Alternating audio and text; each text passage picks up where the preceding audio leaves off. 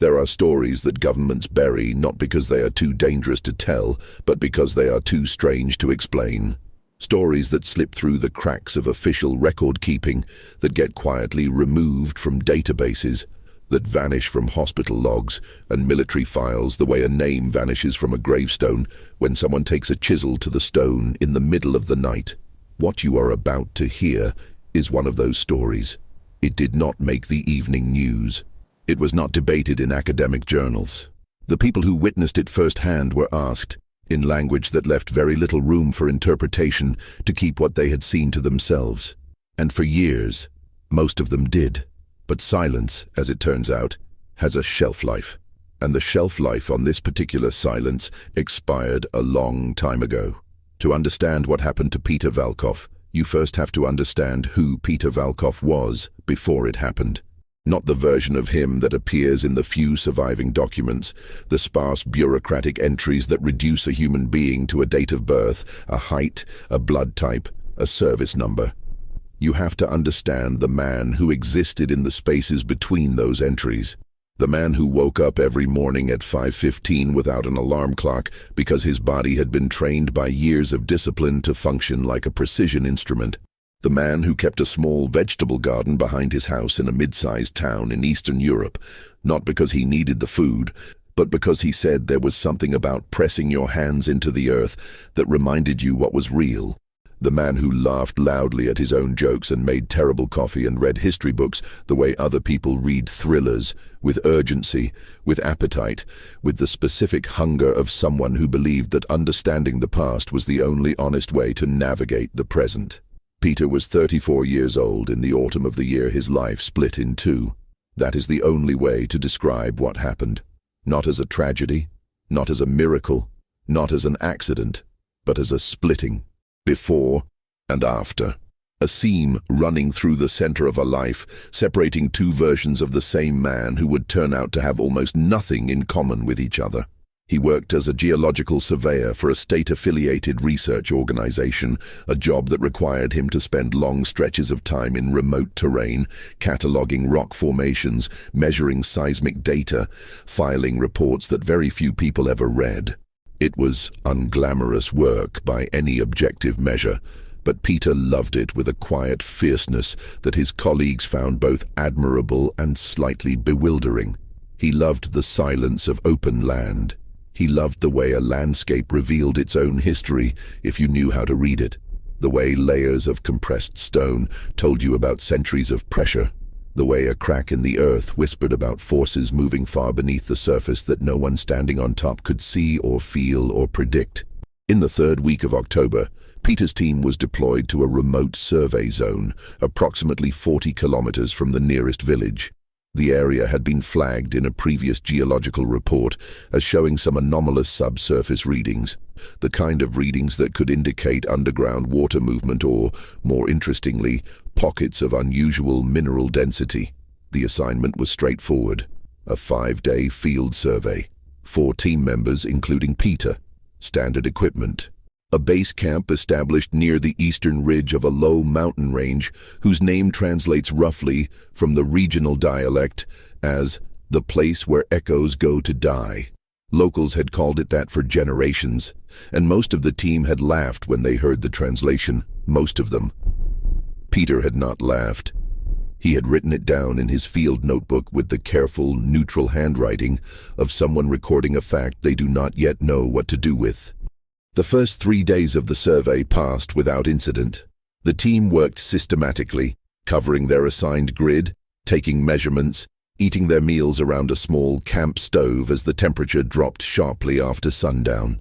The readings they were getting were interesting, more anomalous than the previous report had suggested, but nothing that warranted any particular alarm. Peter was, by all accounts, entirely himself during those 3 days. He was focused, professional, occasionally funny. He complained mildly about the quality of the instant coffee they had brought. He spent an hour on the second evening teaching one of the younger team members, a 22-year-old named Alexei, how to identify specific types of limestone by the way they fractured. He slept well. He ate well. There was, his colleagues would later say, nothing. Nothing at all that suggested what was coming. On the morning of the fourth day, Peter rose before the others, as was his habit. He dressed, took his field notebook and his personal compass, and walked out of camp in the direction of a rocky outcropping approximately 800 meters to the northwest that he had noted the previous afternoon as worth a closer look. He told no one he was going because he did not think it necessary. He expected to be back within 90 minutes. He had done this kind of thing dozens of times before on dozens of surveys. The early morning solo walk, the quiet hour of observation before the structured work of the day began. It was part of his process. It was simply what he did. He did not come back in 90 minutes. He did not come back by mid-morning, when Alexei first noticed his absence and assumed he had simply gone further than planned. He did not come back by noon, when the assumption curdled into concern and the team began calling his name from the edges of the camp.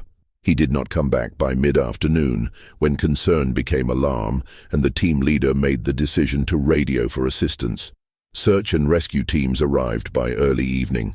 They searched through the night with flashlights and thermal equipment and trained dogs whose behavior, the handlers would note in their reports, was strange throughout. The dogs were agitated. They circled. They refused to move in certain directions. One handler described his animal as behaving not as though it had lost a scent, but as though it had found something it did not know how to process, something that confused it at a level below training, below instinct, below whatever it is that allows a dog to categorize the world into things it understands and things it does not. Peter was not found that night. He was not found the following day when the search expanded and a helicopter was brought in to cover the wider terrain. The rocky outcropping he had been heading toward was thoroughly examined and contained nothing unusual except for the unmistakable impression of a single boot in a patch of soft clay near its base, a print pointing toward the rocks, with no corresponding print pointing away, as though whoever had made it had simply ceased to exist at that spot, as though the earth had inhaled and held its breath and taken something that did not belong to it. The official search was suspended after 72 hours. The file was opened. The file was marked as a missing persons case with no leads.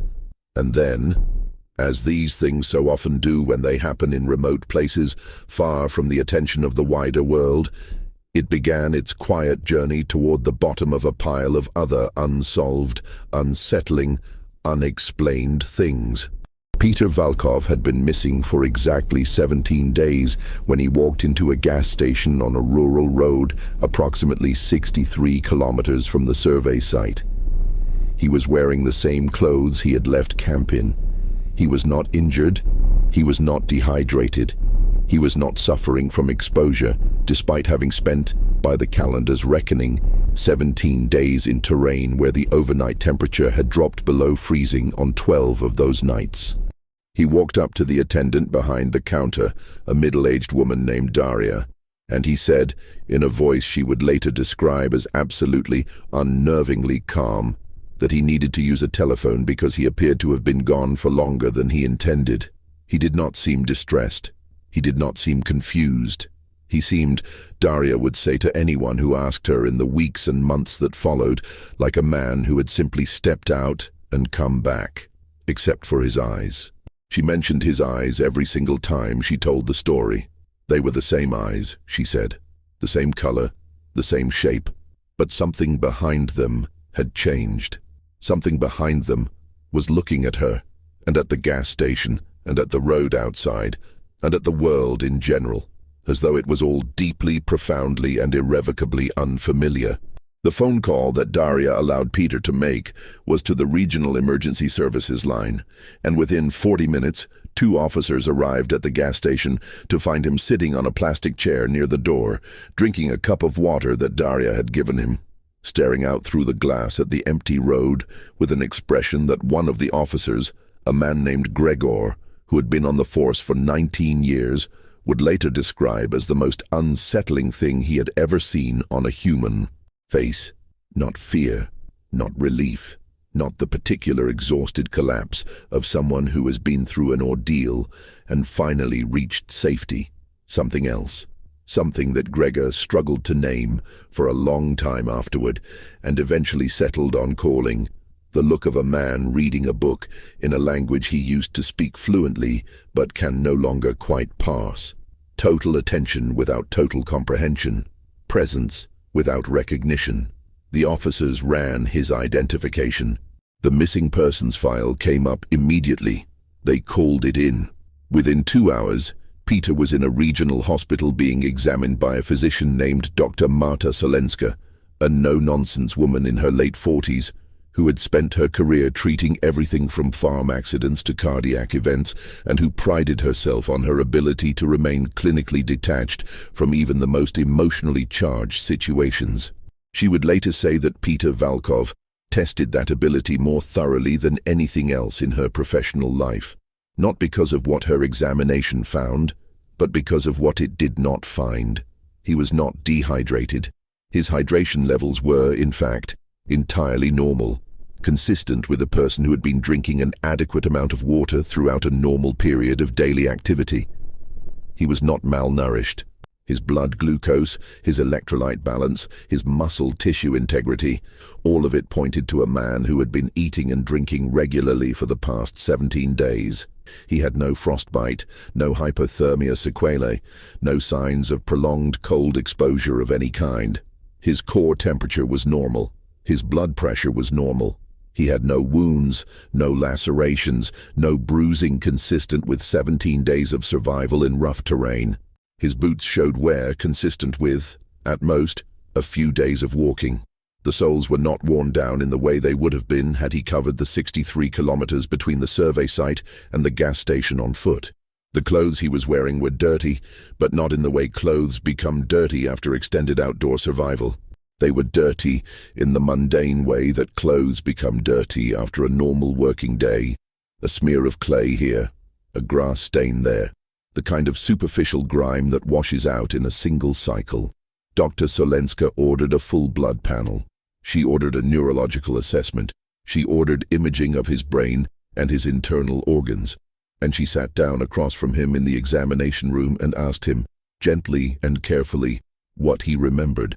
Peter looked at her for a long moment before answering, and she noticed, as Daria had noticed, as Gregor had noticed, as everyone who sat across from Peter Valkov in those first hours and days would notice, the quality of his attention. The way he looked at her was not the way a person who has been through a trauma looks at a medical professional. It was the way a person looks at something they are trying to understand, as though she were the phenomenon, as though she were the thing that required explanation. He told her he remembered leaving camp. He remembered walking toward the rocky outcropping. He remembered reaching it, crouching down to examine a particular formation at its base, running his fingers along a seam in the rock where two different types of stone met in a way he found interesting. He remembered the quality of the light that morning, pale and slightly golden, the way October light in that region tends to be at that hour, thin and slanted, and somehow both warm and cold at the same time.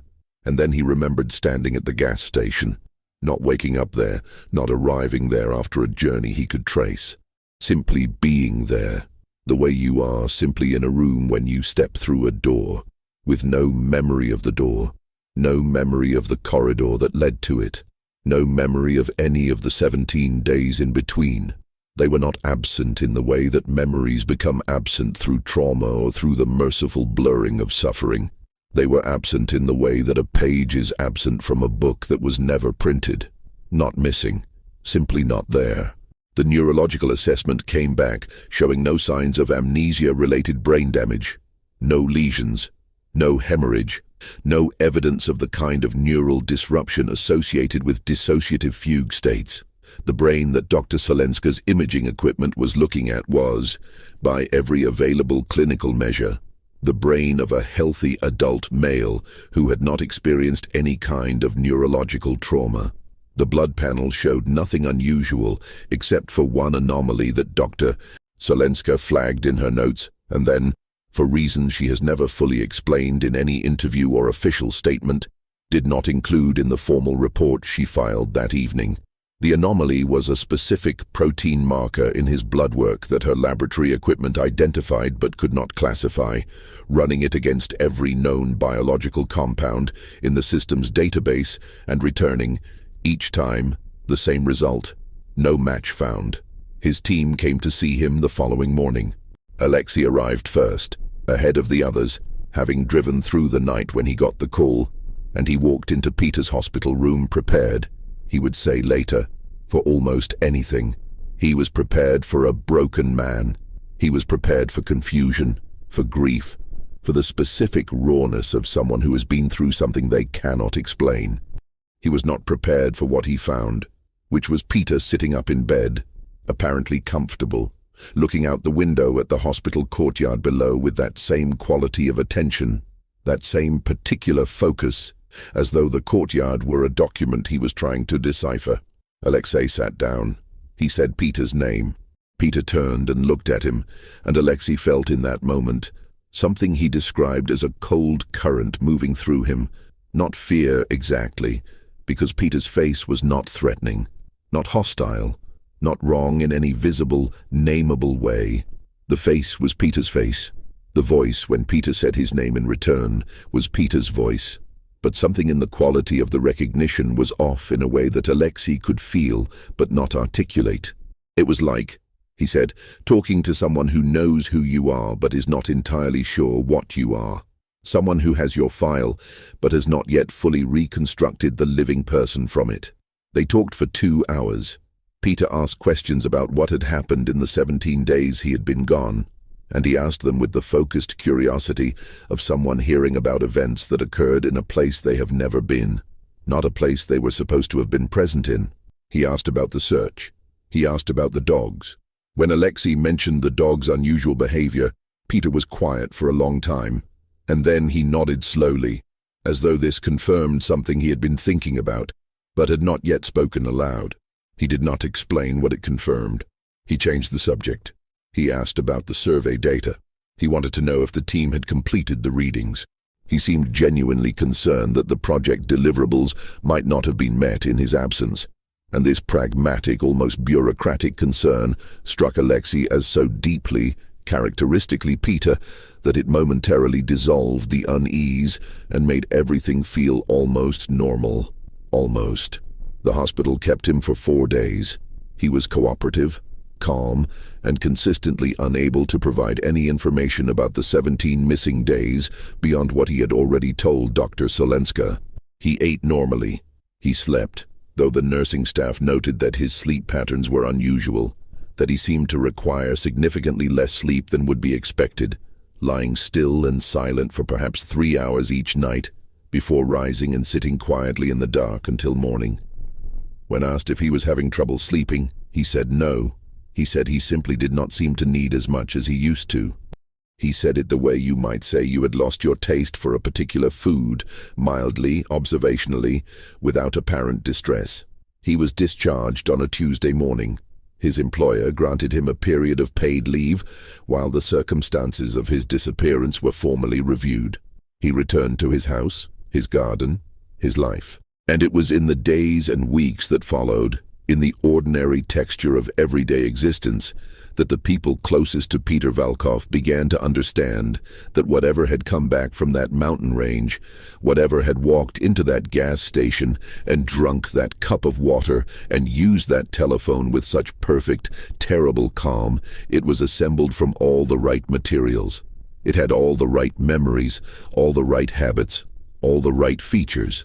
But something fundamental in the underlying architecture had been rearranged, something that could not be seen on any scan, measured by any instrument, or named by any clinician, had been quietly, irrevocably altered.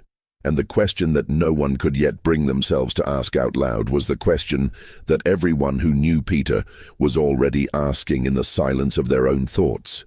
Not what had happened to him out there, but whether, in any meaningful sense, he had come back at all.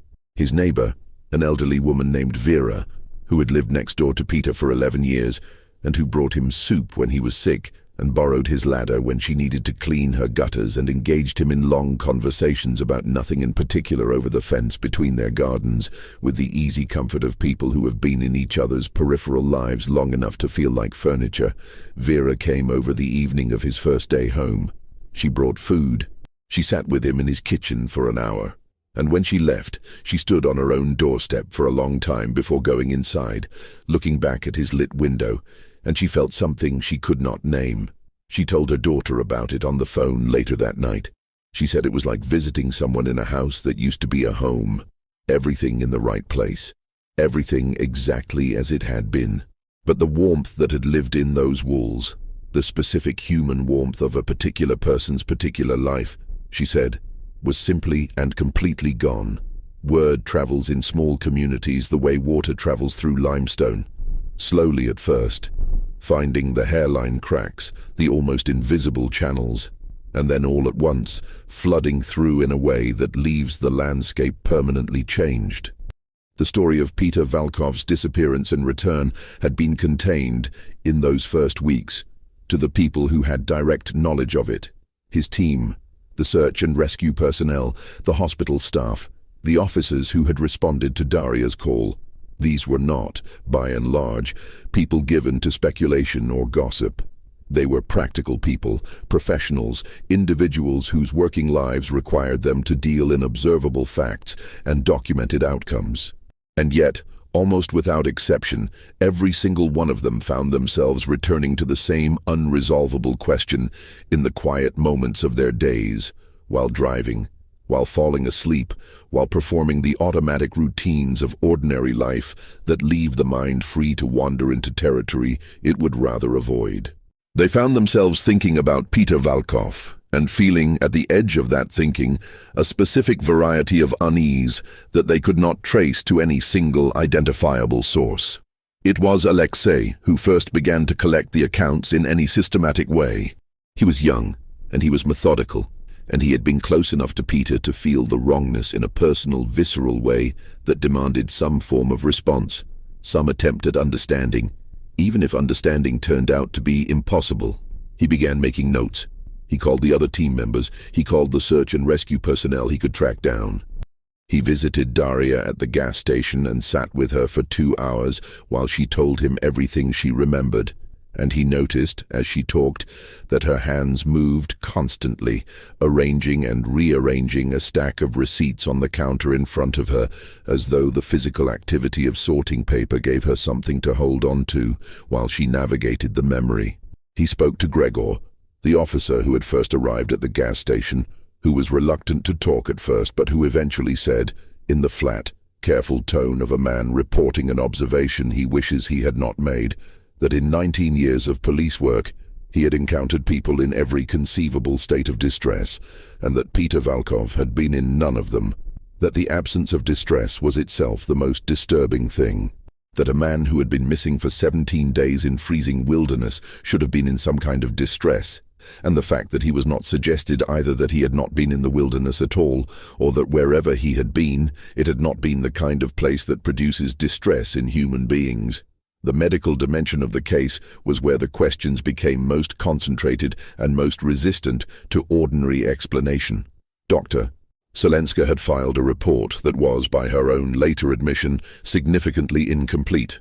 She had omitted the unclassifiable protein marker from the official documentation, a decision she would explain, when pressed, by saying that she had not wanted to include data she could not interpret, that a medical report containing an anomaly with no identified correlate would have been more confusing than helpful, that she had intended to follow up with a more specialized laboratory before including it.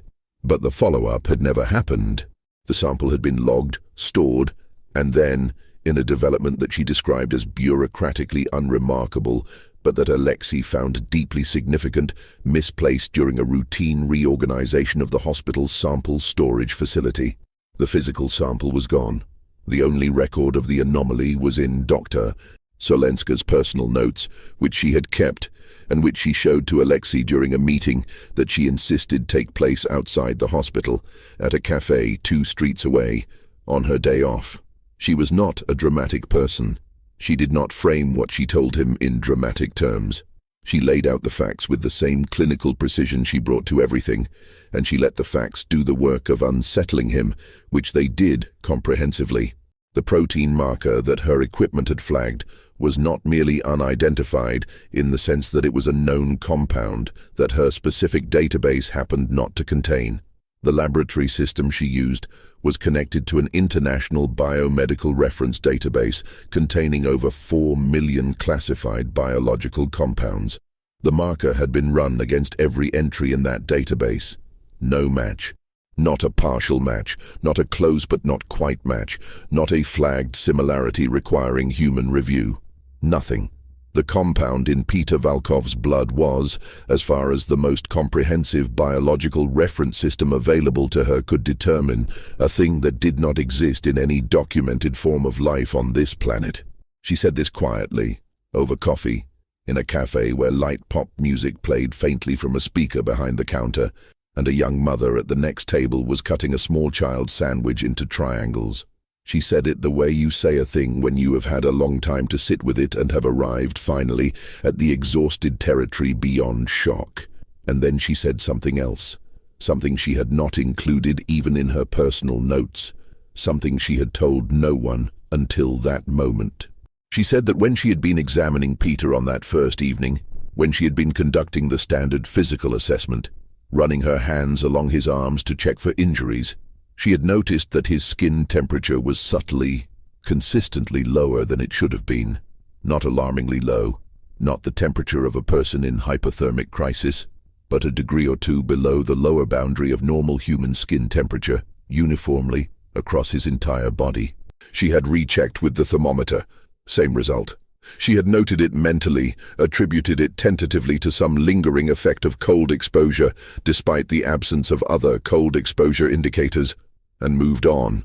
But she had not been able to stop thinking about it since. Because human skin temperature does not run uniformly below baseline across an entire body without a physiological reason, and she could not find one. While Alexei was assembling these medical fragments, a separate line of inquiry was developing that he would not become aware of until considerably later, conducted not by a medical professional or a researcher, but by a man named Tomasz, who had been one of the search and rescue team members deployed to the survey area during the initial missing persons operation.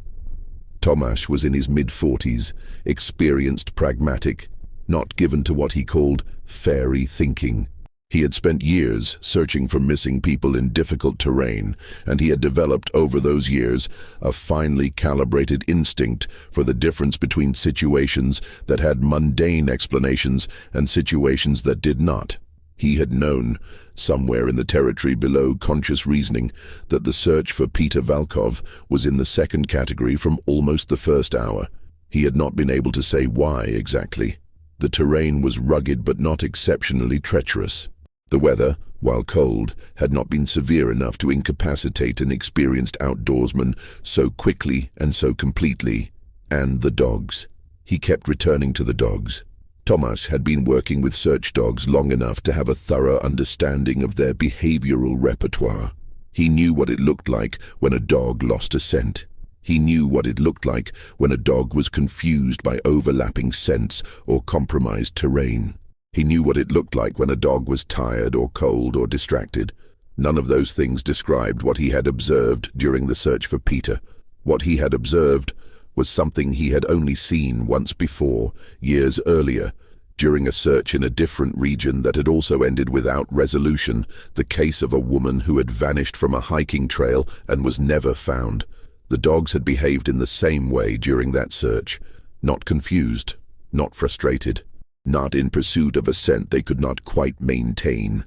Something else, something he eventually, reluctantly, described as avoidance, as though they were not failing to follow the trail, but actively choosing not to, as though something at the end of that trail was something they had assessed and decided. With the blunt animal intelligence that bypasses all the elaborate rationalizations of human cognition, they did not want to approach. After Peter's return, Tomasz went back to the survey area on his own time. He went 3 times over the following month, each time spending a full day in the vicinity of the rocky outcropping where Peter's boot print had been found. He was looking for something he could not precisely define, which is perhaps the most honest description of what an investigation looks like when it is conducted by someone who trusts their instincts more than their hypotheses. On his second visit, he found something. In a narrow crevice on the eastern face of the outcropping, approximately at shoulder height, he found a series of marks in the rock surface that were not consistent with natural weathering or fracturing. They were regular. They had a pattern. Not a pattern that resolved itself into any recognizable symbol or language, but a pattern in the mathematical sense, a repeating structure, a sequence with internal logic. He photographed them extensively. He showed the photographs to a geologist colleague who confirmed that the marks were not natural formations and were not consistent with any known tool. He showed them to a structural engineer who said the same thing.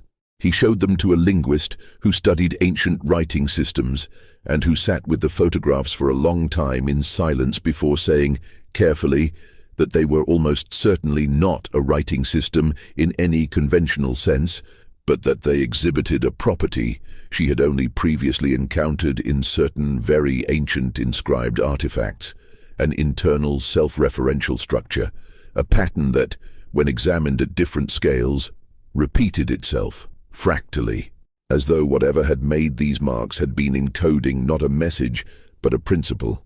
The geological anomalies that Peter's team had originally been sent to investigate also warranted a second look, and it was here that the case began to intersect with a layer of institutional opacity that Alexei had not anticipated.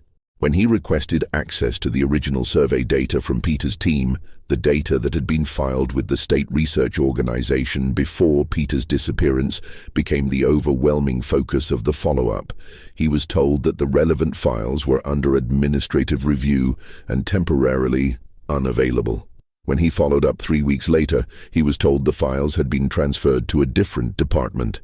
When he followed up again, he was told, by a functionary whose tone conveyed a clear and unmistakable message beneath its bureaucratic neutrality, that further inquiries on this matter should be directed to a specific office whose contact information the functionary then provided and which, when Alexei attempted to use it, turned out to belong to a department that did not appear to have a publicly accessible function, a website, or any staff willing to acknowledge receiving his messages. This was when Alexei began to understand that whatever Peter Valkov had stumbled into, or been taken by, or passed through, or experienced, the particulars of which remained as stubbornly inaccessible as ever, it was not a thing that the relevant authorities wanted examined too closely. This was not a paranoid conclusion. It was the conclusion that the evidence pointed to, quietly and consistently. The missing survey data, Dr. Solenska's omitted report, and vanished sample. The search and rescue files that Tomasz discovered had been reclassified at a level that required clearances neither he nor Alexei possessed. The official record of Peter Valkov's case, the document trail that should have contained the full account of a 17-day disappearance and an inexplicable return, had been systematically and methodically thinned. Not destroyed, presumably, because destroying records creates its own kind of evidence, but curated, reduced to the bare minimum of facts that established the most uninteresting possible version of the story. Man goes missing. Man is found. Man is healthy. Case closed. Except that the people who had been there knew it was not closed. And the man at the center of it, the man living quietly in his house with his garden and his history books and his slightly wrong eyes and his skin that ran a degree too cold and his blood that carried something in it that no database in the world could name, that man was also not behaving as though the case were closed. He had begun, in the weeks since his return, to do something that his neighbors and colleagues noticed and remarked upon in the tentative, uncertain way that people remark upon things they find strange but cannot quite justify calling alarming. He had begun to spend long hours sitting outside at night, regardless of the temperature, in a garden chair facing east, not moving, not reading, not engaging with his phone or any other device, simply sitting and looking at the sky with that quality of focused, patient attention that had become, since his return, the most recognizable thing about him. Looking not at anything identifiable, not at a particular star, not tracking movement, just looking, as though he were waiting for something, as though he were listening for a signal that had not yet arrived, but that he was entirely, serenely confident would. There is a particular kind of discovery that does not announce itself. It does not arrive with the dramatic percussion of a sudden realization or the clean, bright shock of an unexpected finding. It arrives the way dawn arrives in winter, incrementally, almost imperceptibly, the darkness thinning by degrees so gradual that you cannot point to the moment when night became morning, only to the fact that at some point it did, and that the world illuminated by that pale and reluctant light looks nothing like the world you thought you had gone to sleep in. This is how the darkest dimension of Peter Valkov's story revealed itself to the people investigating it. Not in a single moment of revelation, but in the slow, horrible accumulation of details that individually meant little and collectively meant something that none of them had the vocabulary to fully articulate. Something that pressed against the boundaries of the frameworks they used to make sense of the world, and did not stop pressing until those frameworks had been quietly, permanently deformed. It began with a conversation that Alexei had with Peter approximately 6 weeks after his return. They met for dinner at a restaurant in town, a normal enough social occasion that Alexei had arranged partly out of genuine affection and partly out of the ongoing, slightly guilty investigative impulse that had become inseparable from his concern for his former colleague. They ate. They talked about work, about mutual acquaintances, about a book Peter had been reading, a dense historical account of Byzantine administrative systems that he described with the same focused enthusiasm he had always brought to history. And Alexei felt, during those early parts of the meal, the same intermittent near-normality that everyone who spent time with Peter experienced. Those moments when the wrongness receded just enough to let you almost believe that everything was fine, that you had imagined or exaggerated the strangeness, that your friend was simply your friend and the world was simply the world. And then Peter said something that ended that particular illusion permanently.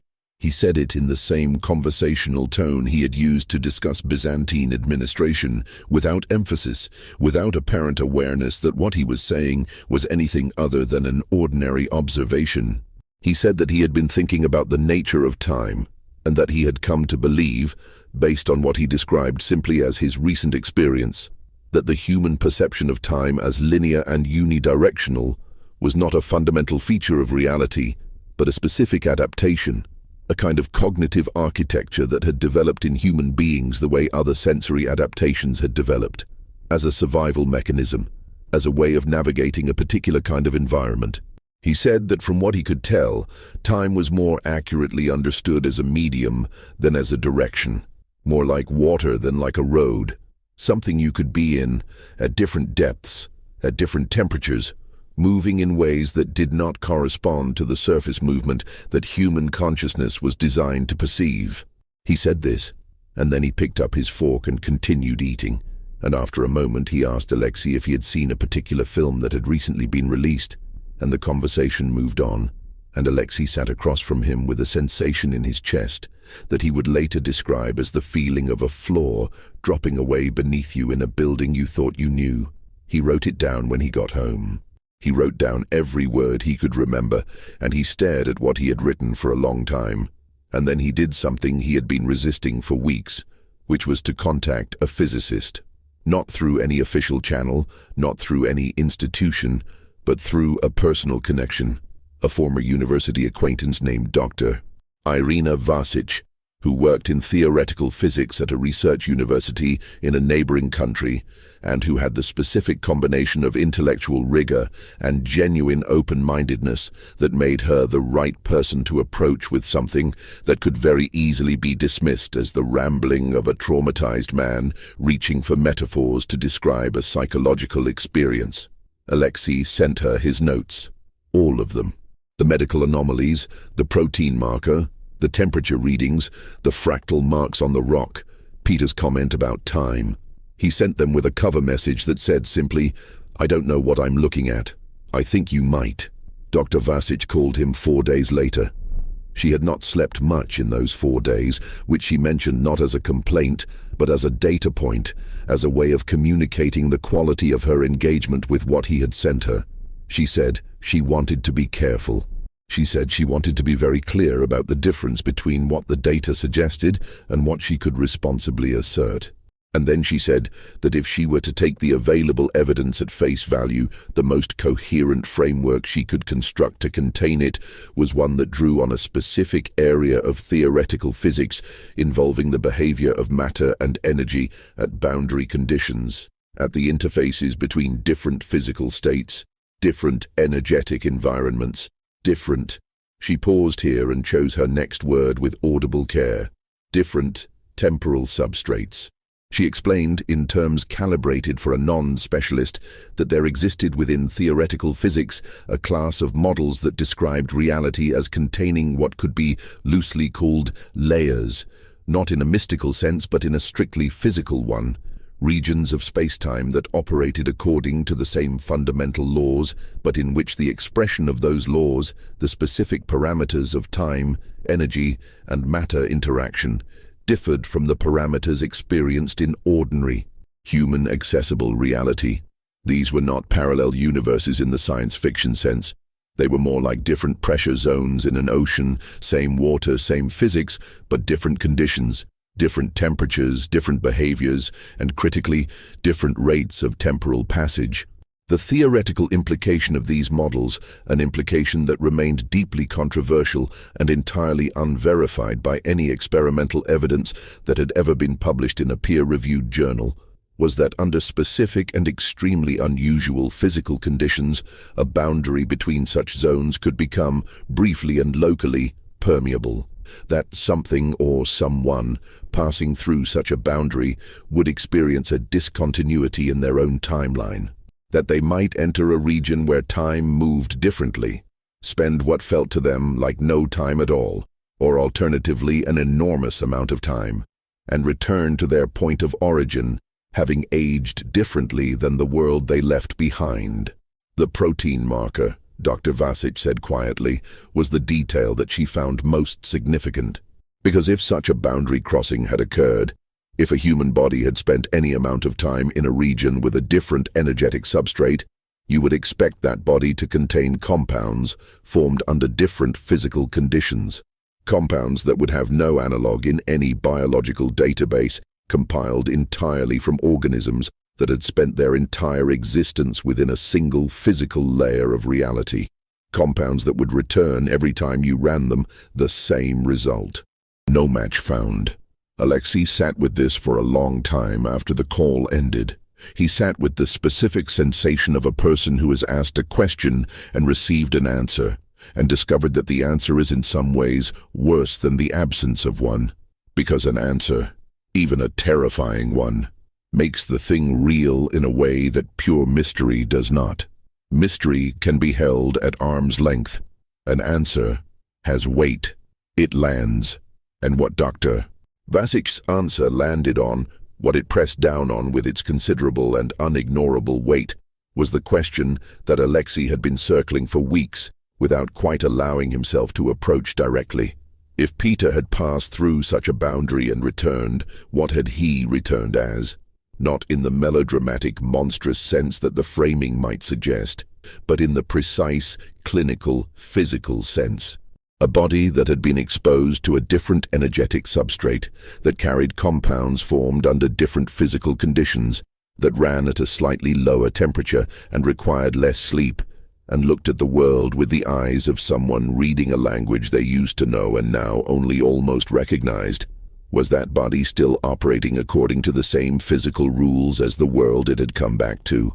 Or had the boundary crossing changed something at a level so fundamental that the change was not visible on any scan, not nameable by any existing medical taxonomy, not describable by any framework that had been built entirely from the study of things that had never left? It was around this time that Tomasz made his second significant discovery. The one that would elevate the investigation from the merely inexplicable to something that neither he, nor Alexei, nor Dr. Vasic had any comfortable place to put. Tomasz had continued his visits to the survey site, driven by the same instinctual persistence that had characterized his entire adult working life, the refusal to close a file that did not feel closed. On his fifth visit, in early December, he arrived at the rocky outcropping in the late afternoon and found something that had not been there on his previous visit 3 weeks earlier. At the base of the outcropping, in the same patch of soft clay where Peter's single boot print had been found by the original search team, there was a new print, a single print, pointing toward the rocks, the same boot size as the first one, the same tread pattern. He photographed it. He measured it. He compared the photographs to the ones that had been taken by the original search team of the first print. They were identical in every measurable parameter. Same depth of impression, same angle of approach, same absence of any corresponding print pointing away. He called Alexei from the site, standing in the cold afternoon air with his phone pressed to his ear and a sensation moving through him that he did not have a word for. Something older than fear and more specific than awe, the feeling of a person standing at the edge of something they cannot see the bottom of. He described what he had found. There was a long silence on the other end of the line. And then Alexei asked the question that the print demanded. He asked whether it was possible that Peter had been back, whether it was possible that whatever draw the site had exerted on Peter the first time, whatever had pulled him through that boundary or opened it beneath him or called to him from the other side of it, was still operating. Whether Peter had been making his own return visits to the place where his timeline had been interrupted, drawn back by something he felt but did not speak about, sitting in his garden chair in the cold dark every night, listening for a signal that was perhaps not a metaphor at all, but a literal, physical phenomenon. A communication of some kind passing between a man whose body now carried the chemical signature of another layer of reality and the place where that layer could be accessed. But the most disturbing revelation, the one that reframed everything that had come before it and cast a shadow forward over everything that would come after, did not come from the outcropping or from Dr. Vasic's theoretical framework, or from the missing survey data, or from any of the physical evidence that Alexei and Tomasz had spent months assembling. It came from Peter himself, on an evening in mid-December when Alexei visited his house and found him in the garden despite the temperature being well below freezing, sitting in his chair, facing east, entirely still. Alexei sat with him for a while in silence before asking, as gently as he could, whether Peter ever remembered anything more about the 17 days, whether anything had come back to him, whether the gap in his memory had stayed a gap or whether it had begun, with time, to fill in. Peter was quiet for so long that Alexei began to think he was not going to answer.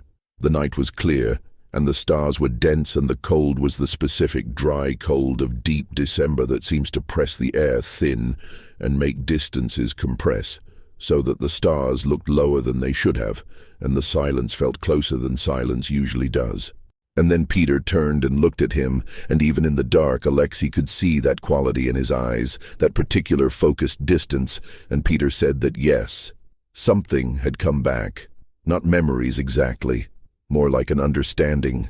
He said that during the time he could not account for, he had not been unconscious or absent or dead in any meaningful sense. He had been somewhere. He had been present and aware somewhere that was not the mountain and not the world he knew, and not any place he had a name for. He said that the experience of being there had not been frightening. He said it had been, and here he paused for a long time, looking for a word and apparently not quite finding the right one. Instructive.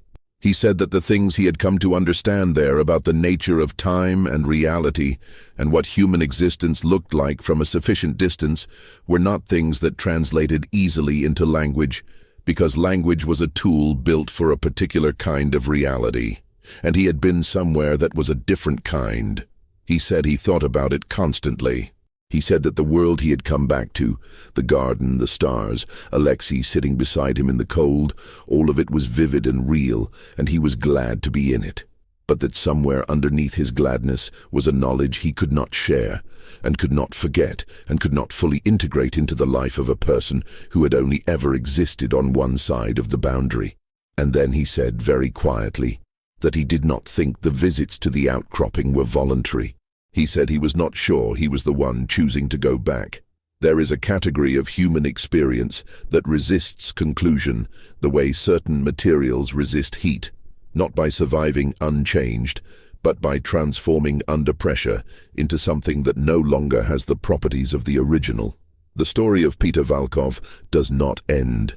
It does not resolve in the way that satisfying narratives resolve, with a final piece of evidence that illuminates everything preceding it, with a clinical diagnosis that names the thing and by naming it contains it, with a last chapter that closes the loop and returns you to the world you inhabited before you started reading. What it does instead is something more honest and considerably more unsettling. It continues.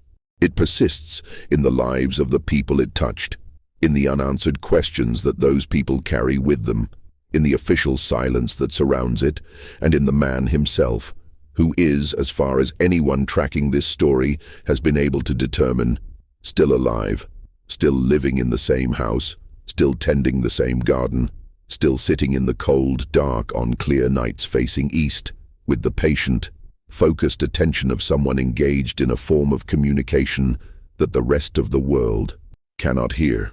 Alexei spent 3 more years actively investigating before what he describes as a gradual, unwilling acceptance began to replace the urgency that had driven him.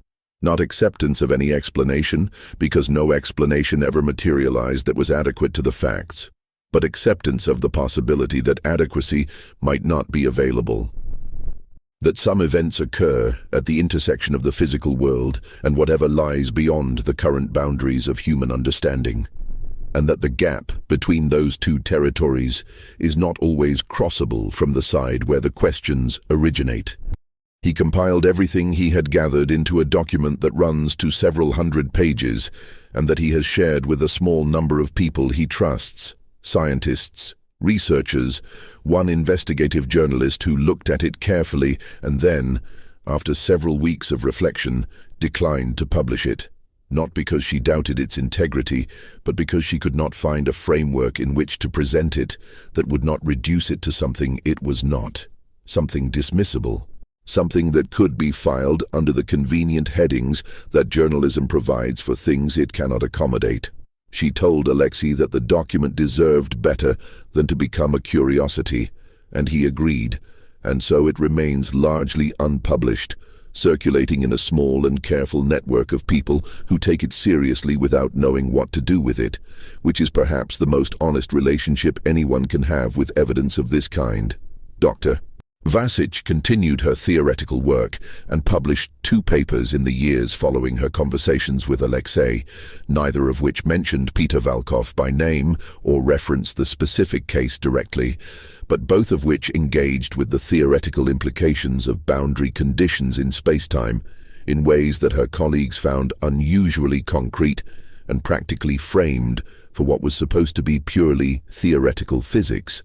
One reviewer noted in a journal response that the second paper read as though the author had access to empirical data she was choosing not to disclose, a suggestion that Dr. Vasic neither confirmed nor denied in her published reply to the review.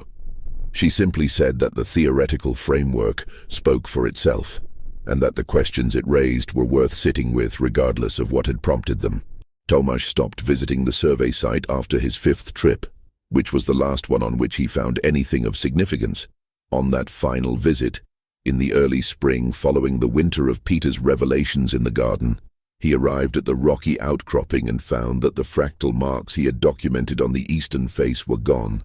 Not weathered away, not defaced, not covered. Gone in the way that a chalk mark on a blackboard is gone when someone has wiped the surface clean, the surface itself showing no trace of any mark having ever been made. He photographed the blank rock carefully. He compared the photographs to the ones he had taken months earlier. The stone was the same. The position was the same. But the marks that had prompted a geologist and a structural engineer and a linguist to independently confirm that they were not natural formations and were not consistent with any known tool had simply ceased to exist. Tomasz stood at the outcropping for a long time looking at the blank stone, and then he drove home and did not go back. He said when Alexei asked him about it that the disappearance of the marks felt like a closing, not an answer, not a resolution, a closing, the way a door closes from the other side. The official record of Peter Valkov's case remains to this day exactly what it was reduced to in those early weeks of careful institutional pruning. A missing persons case, resolved, subject found healthy, no ongoing investigation. There is nothing in the publicly accessible documentation that would cause a casual reader to pause.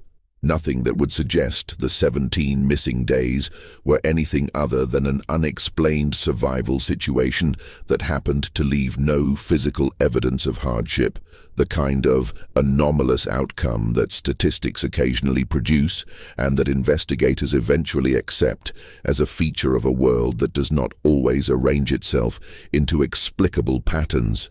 The 17 details that were removed from the official records, the protein anomaly, the temperature readings, the fractal marks, the second boot print, the reclassified search files, the missing survey data, the unclassifiable laboratory results, the behavioral assessments that did not make it into the final report, the testimonies that were collected and then quietly shelved, the geological readings that were transferred to a department with no public function.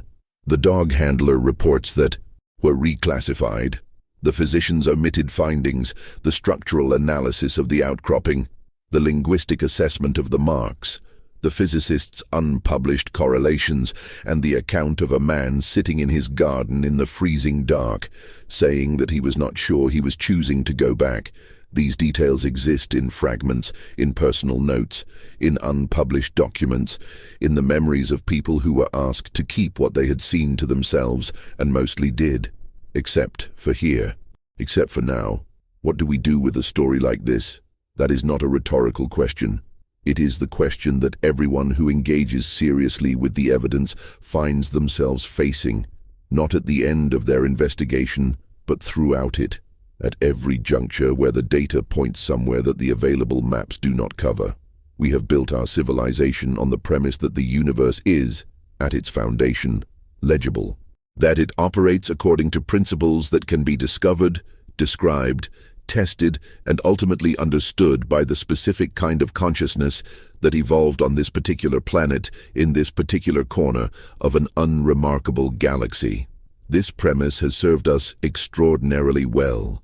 It has given us medicine and engineering and physics and the entire accumulated architecture of scientific knowledge that allows us to extend and protect and improve human lives in ways that would have seemed miraculous to every previous generation. It is not a premise we should abandon lightly or at all, but there is a difference between a premise and a certainty. And the history of human understanding is, if you read it honestly, a history of the boundaries of legibility being pushed outward, generation by generation, not because reality changes, but because our instruments for reading it improve. The things that were illegible to one century became legible to the next, not because they were not real, but because the tools required to perceive and measure them did not yet exist.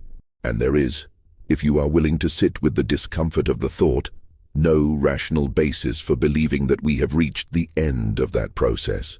No reason to be confident that the current boundaries of human perception and instrumentation correspond to the actual boundaries of what is real and what is possible, and what is, in some sense, we do not yet have the language to describe, present and operating in the world alongside us, adjacent to the layer of reality we can measure, separated from it by boundaries that are, in the right conditions, permeable. Peter Valkov did not ask to become evidence for this possibility. He did not seek out the boundary, did not knowingly approach it, did not make any of the choices that led him to the rocky outcropping on a cold October morning with his field notebook and his compass and his lifelong habit of pressing his hands into things to understand what they were made of. He was simply a man who went to work and came back changed, in ways that no available framework could fully account for, carrying something in his blood that the world's most comprehensive biological database could not name, looking at the world he had grown up in with the eyes of someone who had briefly seen it from somewhere else, and could not entirely unsee what that perspective revealed. He had not asked for any of it. And yet here he is, or here he was, the last time anyone with knowledge of this story was in contact with him, sitting in his garden in the dark, facing east, waiting with the serene patience of a man who is no longer afraid of what is coming because he already knows in the wordless, untranslatable knowledge he brought back across a boundary that most of us will never approach, that whatever is coming is not something to be afraid of. It is something to be ready for.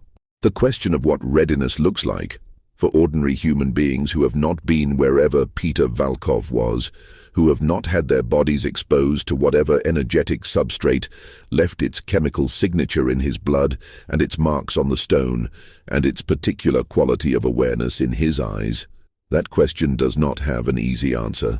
Perhaps it begins with honesty, with the willingness to hold the facts of a case like this, without immediately forcing them into a shape that the existing frameworks can accommodate, with the intellectual courage to say not that we know what happened, not that we have an explanation, but that we have evidence, and the evidence points somewhere we have not been. And the fact that we have not been there does not mean it is not real. The marks on the rock are gone now. The sample is lost. The files are reclassified. The official record has been reduced to its minimum, a thin administrative skeleton from which all the strange and resistant flesh has been carefully removed. But the people who were there remember, the physician who kept her notes, the rescue worker who went back 5 times, the young colleague who wrote everything down, the physicist whose papers circle the truth without quite landing on it, and the man himself, the man who came back, who sits in his garden and reads his history books and makes his terrible coffee and tends his vegetables with hands that press into the earth and feel, perhaps, something different now than what the rest of us feel when we do the same thing, something beneath the surface, something moving in the deep layers that we cannot see or measure from where we stand, something that has always been there, patient and indifferent to our awareness of it, waiting with the unhurried certainty of forces that operate on a scale of time that makes human history look like a single breath. Peter Valkov took one step in the wrong direction on a cold October morning and fell through a crack in the world that closed behind him and opened again 17 days later, 63 kilometers away, and left him standing in a gas station, holding a cup of water that a kind woman had given him, looking out through the glass at a road that was exactly the road it had always been, and somehow, from behind his eyes, from behind whatever was looking out through them now, not quite the same world. He had left. We do not know what he found on the other side. We do not know what found him. We do not know whether the visits to the outcropping have continued, whether the boundary has been reopened, whether the signal he was waiting for in his garden on those cold, clear nights has arrived, or whether he is still listening for it. We do not know what the fractal marks said before they were erased, or who erased them, or whether the erasing was an ending or a preparation. We do not know what the unclassifiable compound in his blood was doing there, what it was changing, what it was building toward. We know only that it was there, that it was real, that no system built entirely from the study of things that have never left this layer of reality could tell us what it was. And that somewhere, in a house at the edge of a town in Eastern Europe, a man who pressed his hands into the earth to understand what it was made of, pressed them somewhere else instead, and came back knowing something that the earth itself has not yet told the rest of us. The silence that surrounds this story is not the silence of nothing having happened. It is the silence of something having happened that we do not yet have the words for. And if you have ever stood in a very quiet place and felt, beneath the silence, something that was not quite sound but was not quite its absence either, something that seemed to be coming from below the threshold of what your ears were built to detect, then you already know in the body, if not in the mind, exactly what that silence feels like. And you already know that the appropriate response to it is not to explain it away. It is to go very still and listen.